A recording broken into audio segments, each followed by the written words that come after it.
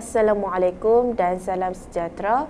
Saya Cikgu Nurliana binti Mat Tohir mewakili PKG Teluk Kecai daripada Sekolah Menengah Kebangsaan KEKWA 2. Pada hari ini saya akan menerangkan tentang bab 3 iaitu pengangkutan, dan subtopik yang akan saya terangkan ialah sistem pengangkutan dalam organisma.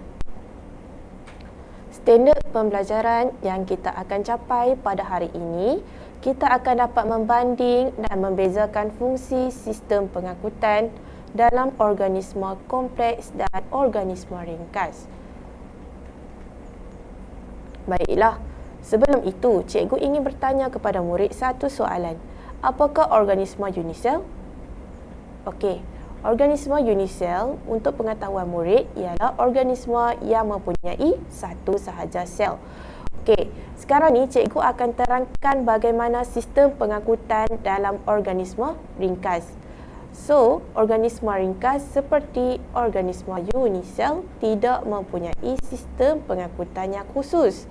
Jadi, bahan keperluan sel seperti oksigen dan nutrien masuk terus ke dalam sel secara resapan melalui membran sel.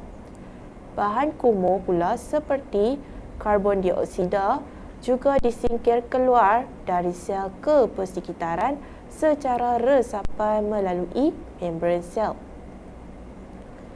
Berikut merupakan beberapa contoh organisma unisel. Yang pertama terdapat Euglena spesies, yang kedua Euamoeba spesies dan yang ketiga ialah Paramecium spesies.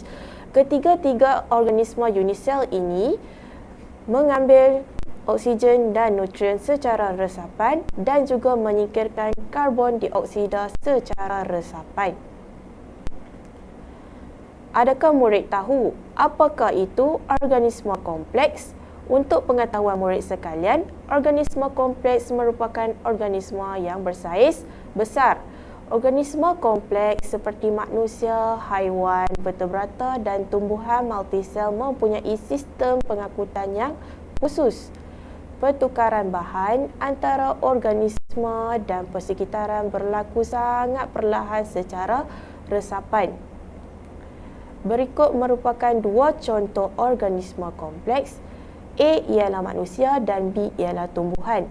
Pada manusia, terdapat dua iaitu salur darah dan juga jantung, di mana fungsi jantung seperti mana yang kita tahu ialah mengepam darah ke seluruh badan.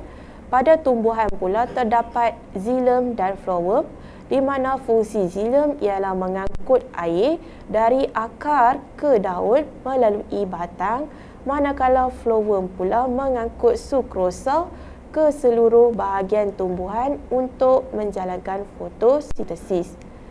Okey, itu sahaja daripada cikgu. Sekian, terima kasih.